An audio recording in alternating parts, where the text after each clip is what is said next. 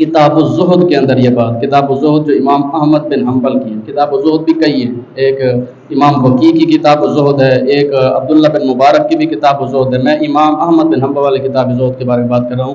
حضرت عمر بن خطاب رضی اللہ تعالیٰ عنہ کی جب شہادت ہوئی تو اس کے بعد سیدنا عثمان غنی رضی اللہ تعالیٰ عنہ نے حضرت عمر بن خطاب کی بیوی سے نکاح کر لیا۔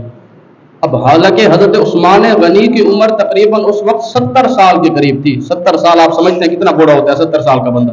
اب 70 سال کی عمر میں حضرت عثمان غنی حضرت عمر بن خطاب کی بیوی سے شادی کر رہے ہیں۔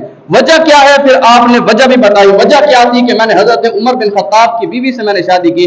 آپ فرماتے ہیں کہ میں صرف یہ دریافت کرنا چاہتا تھا کہ حضرت عمر بن خطاب کے رات کے معمولات کیا تھے، ان کی بیوی۔ زہد و تقوی کا عالم یہ ہے کہ رات کے وقت آپ جو عبادت کرتے تھے، صبح سحری کے وقت جو آپ عبادت کرتے تھے، وہ آپ کے معمولات کیا تھے؟ میں آپ کی بیوی سے پوچھنے کے لیے ان کے ساتھ میں نے نکاح کیا تاکہ میری محرم بن جائے، کیونکہ وہ رات کا آخری پہر اتنا اہم ترین وقت ہوتا ہے کہ صوفیاء فرماتے ہیں کہ ہر کے وقت صبح دم در یاد حق بیدار نیست، او محبت را چے دانت لائے کے دیدار نیست۔ آپ فرماتے ہیں صوفیاء کہ جو بندہ وہ صبح سحری کے وقت، وہ جو اہم ترین وقت ہوتا ہے، ہر کے وقت صبح دم در یاد حق بیدار نیست، جو بندہ اس وقت اللہ کی یاد میں بیدار نہیں ہے نا، او محبت را چے دانت، ارے وہ تو محبت کو جانتا ہی نہیں ہے، لائے کے دیدار نیست، کبھی یار کا دیدار وہ نہیں کر سکتا، دیدار وہی کر سکتے ہیں جو صبح کے وقت رب کی یاد میں بیدار رہتے ہیں۔ سیدنا عمر بن حضرت عثمان غنی رضی اللہ تعالیٰ عنہ معمول یہ تھا کہ آپ خود تو صبح کو جاگتے تھے،